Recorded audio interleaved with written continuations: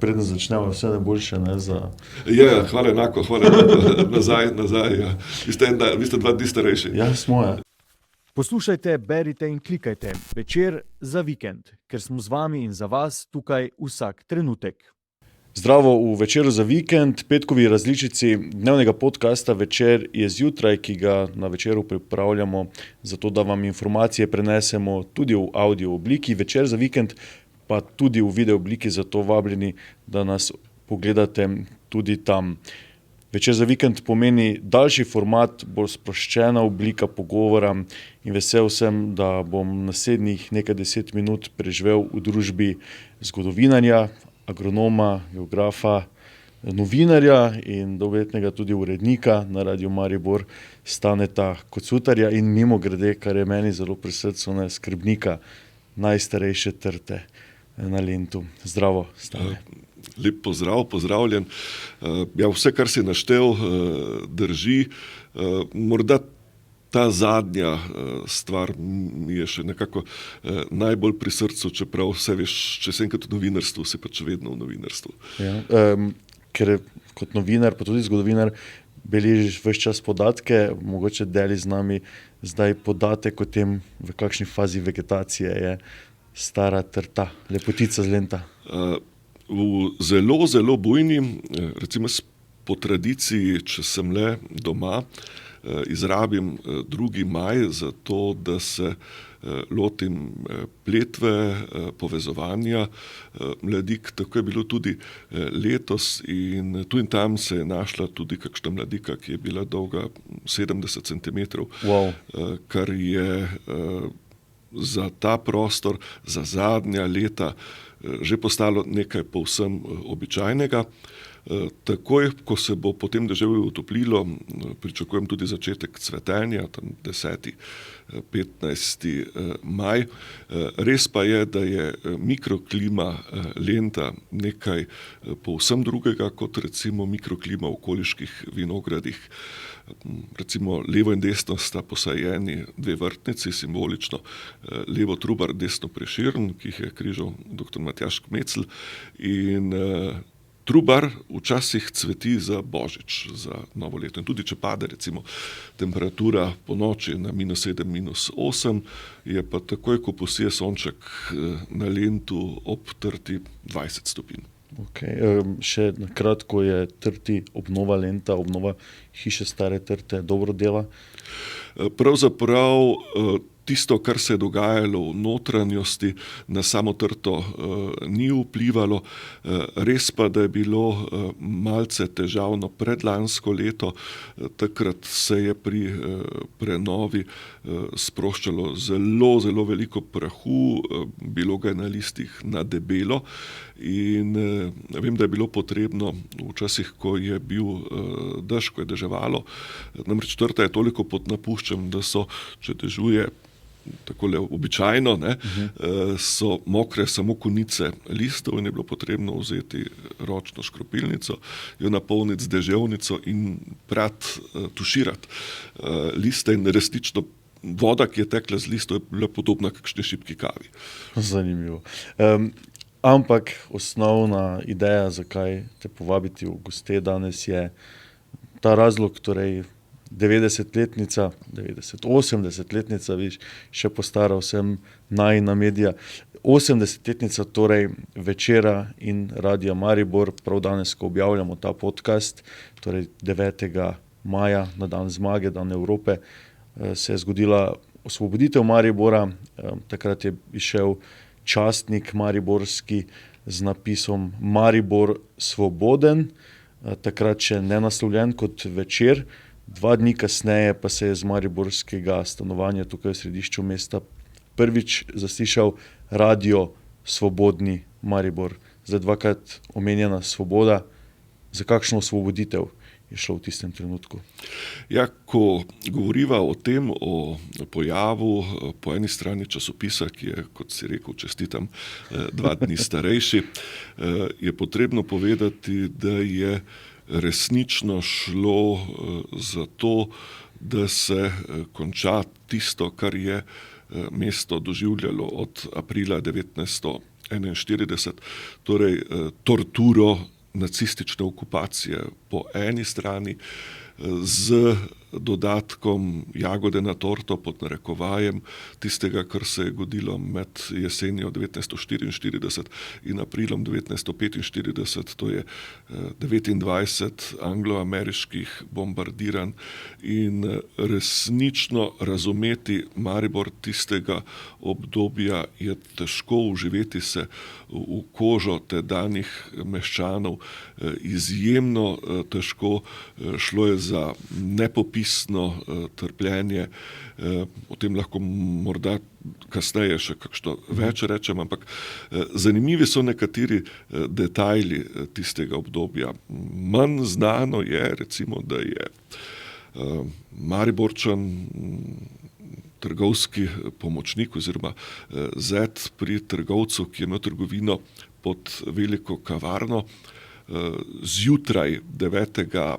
maja izobešal zastavo, pa hkrati pozval ljudi, da pa bo tisti dan delil blago za zastave, da je priskrbel modro in belo, rdeče pa je bilo tako zavoljo nacističnih zastav na zalogi kar veliko in je na Kandelabru ob mostu že postavil zastavo, stopil z lestve, pa se mu je zdelo, da je malce zastava postavljena krivo. V tistem se je pripeljal nemški oklepnik, namiril v nesrečnega človeka, ki je prezgodaj izobesil zastavo, odjeknili so streli, umrl je še nekdo, tako da je praktično zadnja nacistična žrtev zabeležena nekje okoli 7. ure zjutraj 9. maja in kar je dodatno zanimivo, zastava, ki jo je ta Mariborčan izobešal, je še danes ohranjena v Muzeju narodne osvoboditve in v njej vidimo luknje, ki so jih povzročili streli, tako da je bilo to preko izredno tragično obdobje. Začelo se je tragično, končalo se je tragično in simbolično. Na mostu, ki je bil 7. aprila 1941 porušen, je praktično padla zadnja nacistična žrtev. Seveda prispela je v tem času tudi komanda mesta pod poveljstvom majorja Štefana Pavšiča. Prišli so seveda z prekmurske strani, pa z spremstvu prekmurske brigade, sovjetski vojaki, vojvodinska divizija, potem tudi bolgarske enote. Skratka, Maribor je postal konglomerat vojaštva, dočakal je svobodo, dočakal je tega dne tudi prvi list. Tukaj je potrebno povedati, da so še dan prej ti isti stavci v nemščini natisnili zadnji mariborski nemški časopis in potem zelo hitro menjali črkopis, da je lahko izšel list Maribor svoboden z velikim Jakčevim portretom Josipa Broza Tita.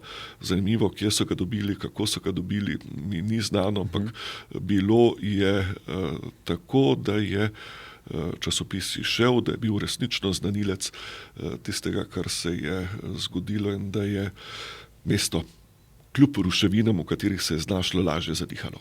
Ruševine si omenil, tudi bombardiranje.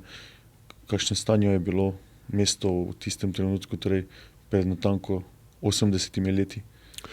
Ko se je iz izgnanstva vrnil tedaj 11-letni Elko Borko,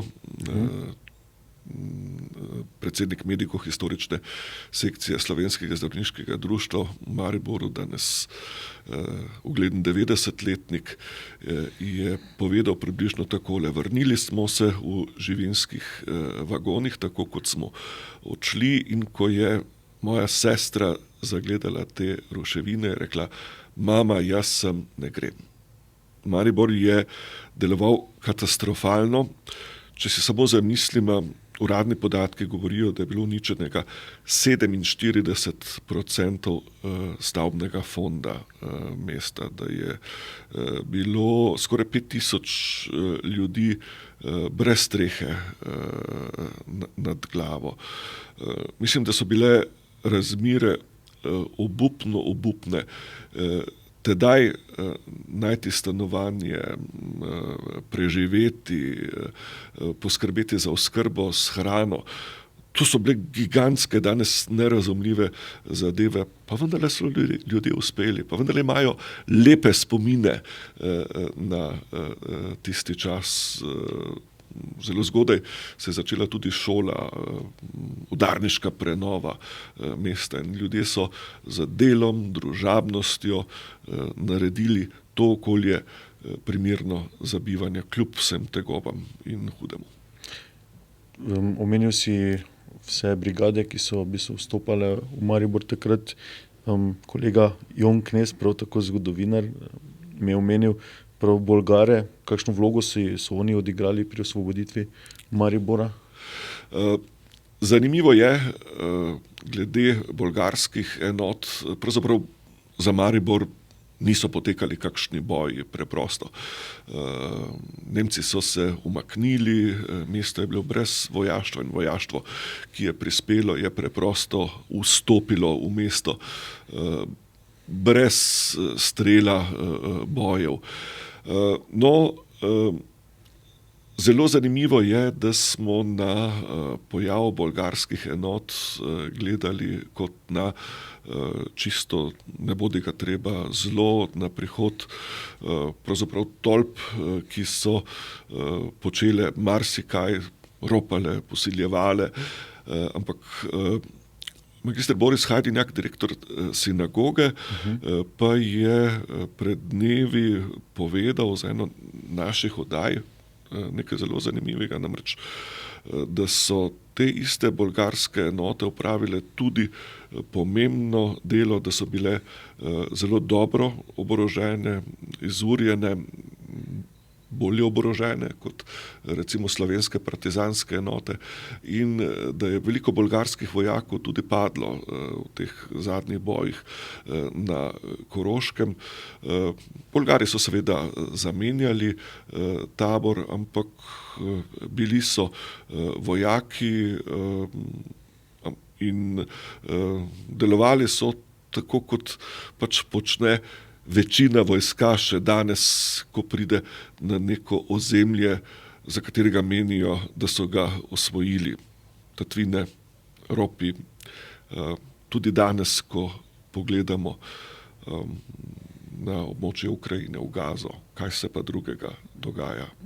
Pozneje, ko orožje utihne, se krade, se počne še kaj hujšega.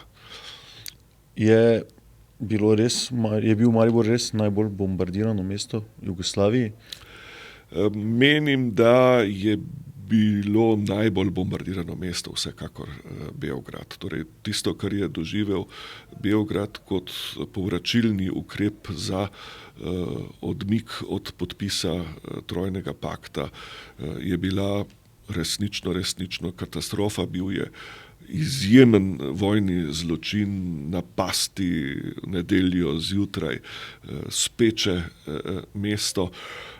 Šlo pa je seveda še za nekaj, namreč morda bi se uspeli v Beogradu tudi na kaj pripraviti, saj je polkovnik Vladimir Vauchnik, zadnji vojaški ataše vojske Kraljevine Jugoslavije v Berlinu, preko svojih zvez 2 dni prej sporočil z depešo v Beograd 6. aprila: obzori, pridem po tvojo dušo. Se je glasila depeša, ampak Beogradu tega nihče ni jemal resno. General Dušan Simović se je celo pripravljal na poroko svoje hčere tega dne in za voljo tega je bilo tam žrtev izjemno veliko. Je pa Maribor eno najbolj uničenih mest, najbolj uničeno mesto v Sloveniji, čeprav je recimo anglo-ameriško bombardiranje doživelo tudi Celje, pa Jesenice. tudi na Ljubljano je padla kakšna bomba, na veliko nesrečo na hišo pisatelja Vrana Saleškega Finžgarja, ki je bil ranjen in si od takrat se glede sluha ni več opomogel. Skratka, Maribor je bil v posebni poziciji. Zdaj, če si predstavljamo, mesto je okupirano, mesto doživi izgon Slovencev v letih 1941-1942. Meščani vedo, da potekajo boji, da so nacisti okupatorji, da pa vendarle prihaja nekdo po zraku, ki pa nate meče letalske bombe in nastala je neverjetna situacija. Torej, tisti, ki drži mesto s terorjem, je okupator, tisti, ki pa bombardira, je pa zaveznik. Ne. To je uživeti se v to situacijo, ker za nekoga, ki je umrl ali pa bil žrtev, je bilo praktično vseeno, ali je umrl zaradi krogle okupatorja ali pa zaradi bombnega delca zavezniške bombe. Izjemno težka situacija, ki nas pravzaprav še danes napeljuje k razmišljanju, da je vojna sama po sebi zlo in da je treba, ko je še mir, storiti vse, da do vojne ne pride, ker kasneje več nekih okoliščin ni mogoče kontrolirati in nihče si recimo pred aprilom 1941 ni znal predstavljati, kako trda bo okupacija, kako brutalen bo okupator in da se bo še pa v sklepnem obdobju zgodilo takšno rušenje mesta. Ampak kot vidimo, vojna je nepredvidljiva, ne vemo, kam zaide in je v določenih fazah nemogoče ustaviti. Omenil si 47%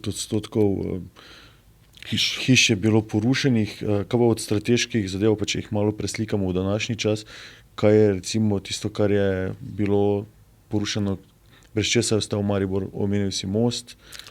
Ja, bili so 4 glavni cilji. Številka 1, tovarna letalskih delov na Teznu, kasnejši tam, so se pa Nemci pravočasno, kot vemo, ukopali v zemljo. Druga pozicija je bil železniški most za voljo strateškega pomena južne železnice, potem pa še oba železniška kolodvora, glavni in koroški. In zanimivo je, da je največja koncentracija bombnih lijakov, pa tudi še vedno spečih, neeksplodiranih bomb v neposredni okolici železniškega mostu, ki pa so ga Nemci zelo dobro pripravili na to, namreč sneli so z njega vse, ostali so samo tiri in ogrodje in marsikatera letalska bomba, ki je padla, se je odbila, padla v vodo in poznam pričevanja ljudi iz neposredne bližine, recimo predniki moje žene, naša babica Katarina Klančnik, ki je živela v Mejni ulici v neposredni bližini in je ves čas govorila, kako so ljudje si želeli, naj že končno enkrat porušijo ta most, da bo mir.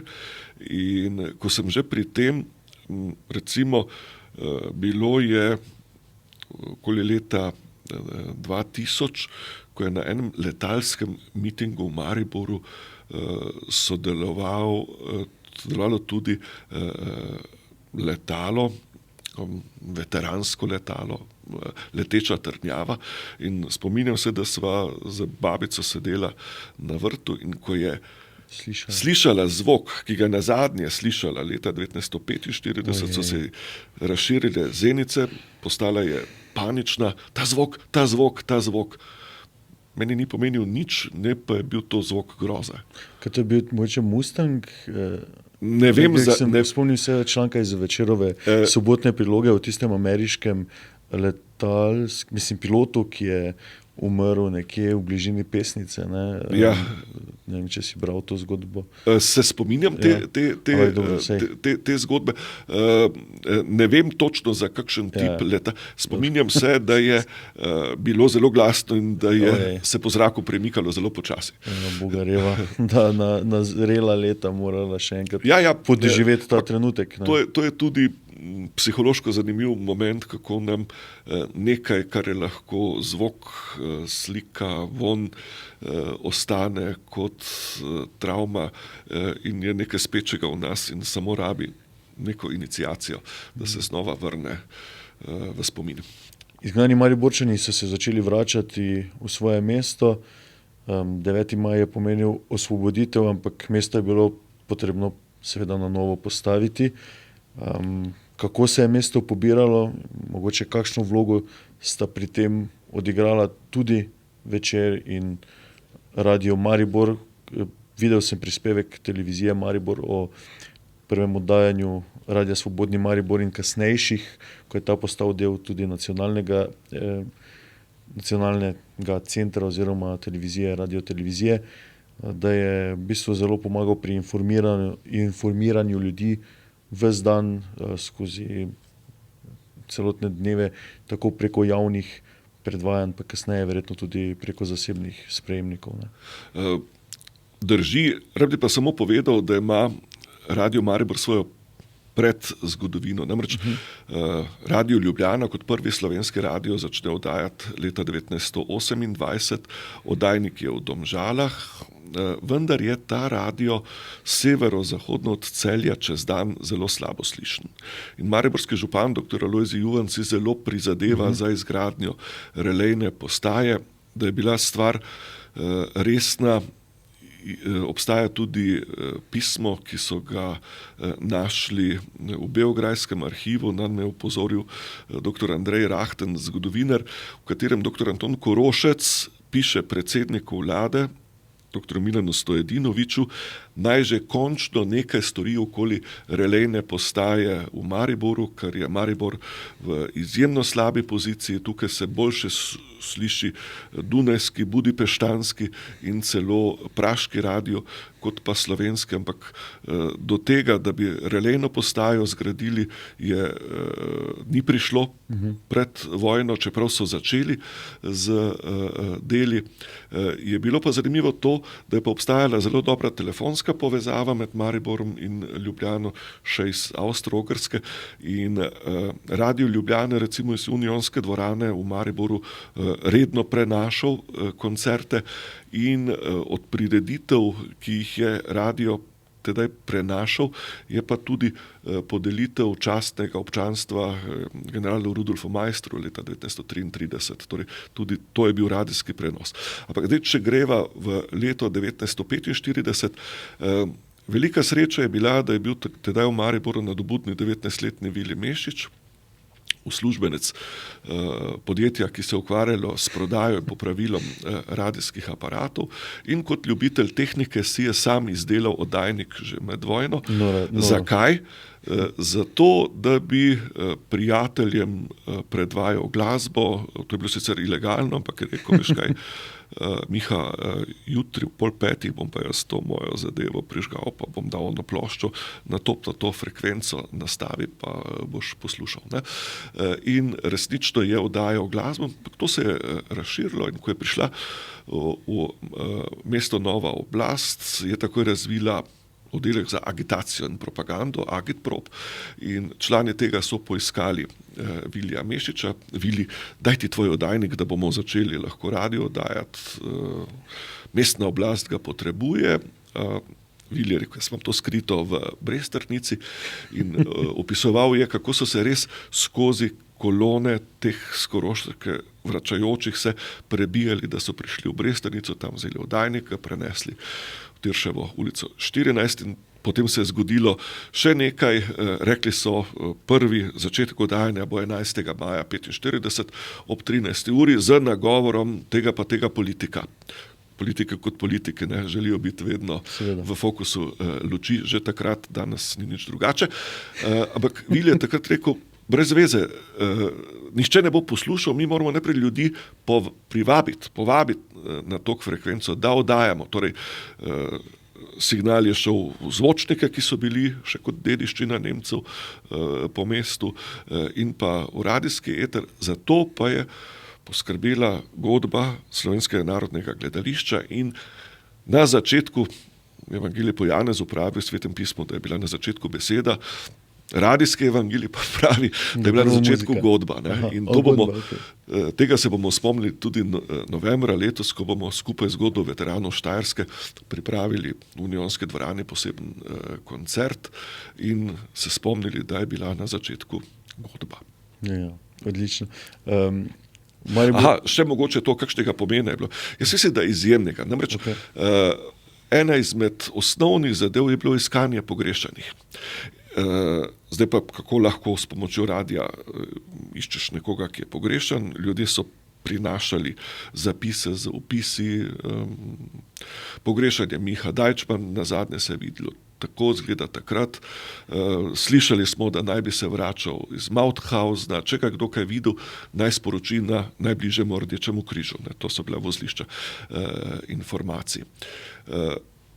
Da pa je to sporočilo šlo zelo daleč, pa govori podatek, čeprav je bil oddajnik, ta mariborski oddajnik, relativno majhne moči, je pa njegov signal segal daleč, to pa zavoljo tega, ker je bila večina močnejših oddajnikov v Evropi v tistem hipu porušenih, niso dajali. Ne? In tako je Vili Biščič povedal, da so v leta 1945 Radio Maribor lahko poslušali tudi v Splitu, ne? Kar kasneje ni bilo več mogoče.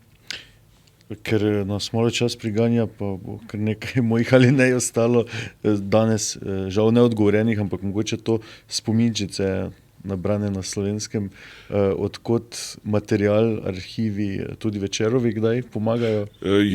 Mislim, začelo se je tako, da smo se odločili, da bi preprosto potrebovali to rubriko na radiju, kdo jo bo delal. Nekaj časa smo se spogledovali, potem sem pa rekel, jaz, resnično viri so zelo, zelo različni. Jaz sem se potem usmeril nekako bolj na ta štajerski del, severovzhodni del, zato nabrane na Slovenskem.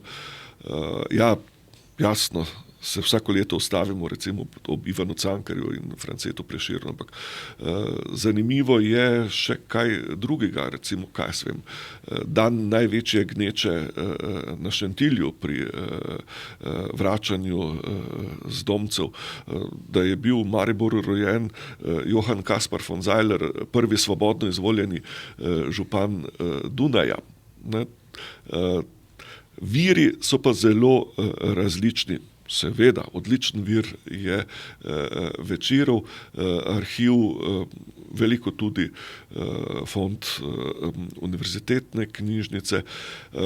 Je pa še nekaj, ko se nekako navežeš, da delaš na to, praktično povsod najdeš neke podatke in jaz se pač vedno zapišem, potem skušam preveriti. Veliko pa sporočajo tudi ljudje sami, recimo o začetkih delovanja partizanske bolnišnice Tevakin na Kozjaku smo dobili informacije od okoliških ljudi, kdaj je začela delovati. Tako da sem res zelo vesel vsakega klica, ki dopolni, tudi popravi kako napako, kdaj. In vesel sem, da je rubrika dobro sprejeta med ljudmi. Stane, poznamo te tudi kot kritičnega spremljevalca dogajanja v Mariboru, predanega javnemu dobremu. Kakšno vlogo pri tem imata tudi medija, ki te dni praznujeta 80 let? Jaz mislim, da izjemno vlogo. Maribor je recimo nekoliko drugačen. Za razumevanje sedanjega trenutka je treba razumeti njegovo zgodovino, delno sva jo že omenila. Treba je razumeti, da je zgodovina zabeležila marsikaj hudega, kar je pravzaprav tudi nepopisano, morda celo neznano. Moramo se spomniti, kaj se je zgodilo z nemško manjšino v Mariboru, da je bilo leta 1941 pravzaprav marsičem povračilni ukrep tistih, ki so prostovoljno ali nasilno morali zapustiti. Vemo tudi, kakšno je bilo razmerje v nacionalnem deležu prebivalstva v Mariboru, da se je zgodil leta 1941 pogrom nad slovenskim meščanstvom, leta 1945 še enkrat pogrom nad ostanki tistega, kar je nemškega ostalo v mestu. In to ne ostane brez posledic za razvoj neke urbane sredine.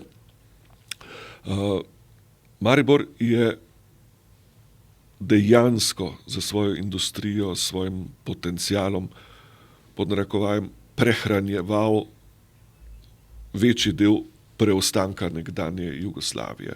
Z akumulacijo kapitala, ki se ustvarja tukaj, se je pogosto gradilo drugje, seveda tudi v Mariboru, ampak v Mariboru še danes najdemo posledice bombardiranj v mestu. To je nedopustno. Pred 10 leti jih je bilo še več, recimo imam še fotografije poškodovanih stavb v okolici železniške postaje in Maribor je prvi povojni hotel dobil šele leta 1963. Pa je mesto na izjemno prometni točki. Marsikje se je zataknilo. Jaz vidim recimo nekaj silno zanimivega. Oktobra 1967 je Stane Kavčič, ten predsednik Slovenskega izvršnega sveta, Maribor izbral kot sedež slovenskega elektrogospodarstva. Vemo, kdaj je elektrogospodarstvo šlo iz Maribora v Ljubljano. Spominjam se, kot novinar sem pokrival protest, ki so ga tedaj sklicali. Bili so 3 protestniki na čelu s Stanislavom Holcom, nekoč prvakom Demosa v Mariboru, pa 2 novinarja. Takrat, ko bi morali res se prižgati vsi alarmi v Mariboru, se ni zgodilo nič. Maribor ni protestiral za voljo centralizacije, ki se mu je zgodila. In politika je dobila zelo dober signal. Maribor ne reagira, z njim lahko počnemo, karkoli hočemo. Kakšno vlogo je odigrala politika, kakšno vlogo je recimo takrat odigral LDS, dr. Janez Drnovšek, ki bi lahko ustavil takšen proces, ampak takrat se je reklo, ne, mi smo zdaj država, moramo izgraditi močan center v Ljubljani, potem pa bomo tudi Mariboru pomagali, da se bo povzpel. Pa seveda ni tako. Maribor se mora zgodovinsko vedno upreti na lastne sile. Zdaj včasih nam to bolj uspeva, včasih manj. Res pa je, da se toliko pomembnega, kot se zgodi v Mariboru, zlepa ne zgodi v tem prostoru.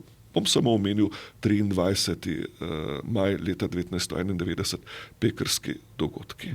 Da se takrat ne bi po pozivu radia Maribor v Pekrah zgodili Mariborčani, Pekrčani, ki so živim zidom zavarovali učni center, da bi takrat armada uspela in da bi v sprevodu zmagoslavno, dobesedno gnala prve slovenske nabornike iz Peker v kadetnico na čelu z jugoslovansko zastavo in armadnim oklepnikom.